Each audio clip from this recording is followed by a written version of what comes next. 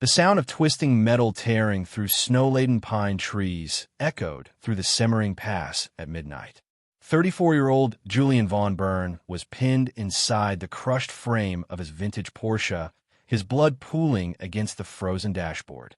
Miraculously, the thick mountain drift had absorbed the impact, saving his life. But as the flashing crimson lights of the Austrian rescue team illuminated the wreckage, one horrifying truth hovered in the freezing air. Julian had survived death for the third time in 6 months.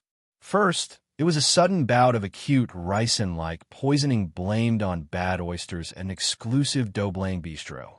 2 months later, a heavy iron balustrade plummeted from the balcony of his family's historic Vienna estate, missing his head by inches. Now, his high-performance brake lines had suffered a clean, razor-sharp severing mid-descent down the Alps.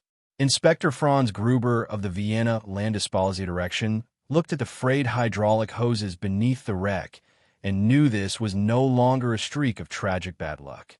It was a methodical execution. Gruber's initial suspect was the obvious one, Julian's captivating wife of 3 years, Evelyn Vance, a former Swiss art curator whose grace masked a cool, unshakable demeanor. Julian was the sole heir to a centuries-old real estate and timber fortune estimated at 90 million euros.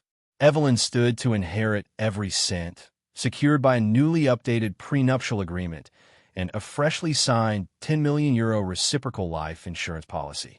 When Gruber began probing into Evelyn's life, he expected to find a classic black widow. Instead, the investigation cracked open a labyrinth of deception that shocked even the seasoned detectives of the Bundeskriminalamt. Interpol checks revealed that Evelyn Vance did not exist. Her passport belonged to an American tourist who had drowned in Lake Geneva a decade prior. The woman living in Julian's gilded villa was actually Clara Thorne, a notorious international con artist wanted in Munich and London for financial fraud. Clara had spent 3 years meticulously constructing an identity, seducing Julian, and positioning herself to claim his fortune. Yet, as Gruber's team wiretapped the von Bern estate, expecting to catch Clara coordinating her next murder attempt, they unearthed a twist that turned the entire case on its head. Clara was not acting alone. Her secret co-conspirator was Maximilian von Bern, Julian's soft-spoken, fiercely protective younger half-brother and the estate's chief financial officer. Maximilian had brought Clara into Julian's social circle years earlier under the guise of an art acquisition project, grooming her to become Julian's wife. The deepest, most staggering exposure, however, lay hidden within the estate's ledgers. When forensic accountants raided the family bank accounts in Zurich, they discovered that the 90 million euro family fortune was completely gone. Julian, driven by a secret, debilitating gambling addiction and disastrous cryptocurrency speculations, had secretly liquidated and lost the entirety of the ancestral wealth over the preceding 5 years. The grand villa, the timberlands, and the pristine name were nothing more than an elaborate house of cards built on massive, unpayable bank loans. Maximilian had discovered his brother's catastrophic secret months before the wedding. Realizing he would be left bankrupt and ruined by Julian's recklessness, Maximilian had partnered with Clara to devise a horrific solution: take out massive, high-payout life insurance policies on Julian before his financial ruin became public knowledge, orchestrate his death, split the multi-million euro payout, and flee the country. The tragedy reached its emotional climax in an interrogation room in central Vienna.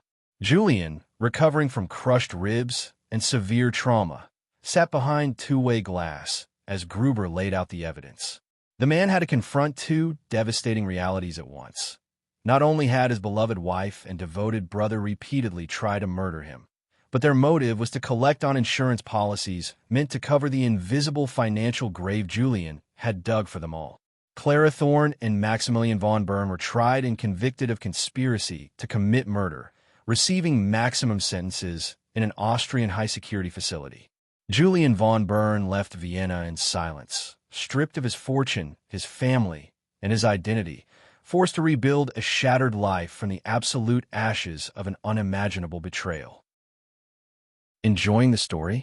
Don't forget to like this video and subscribe to the channel for more shocking true crime deep dives, real-life mysteries, and psychological thrillers delivered weekly.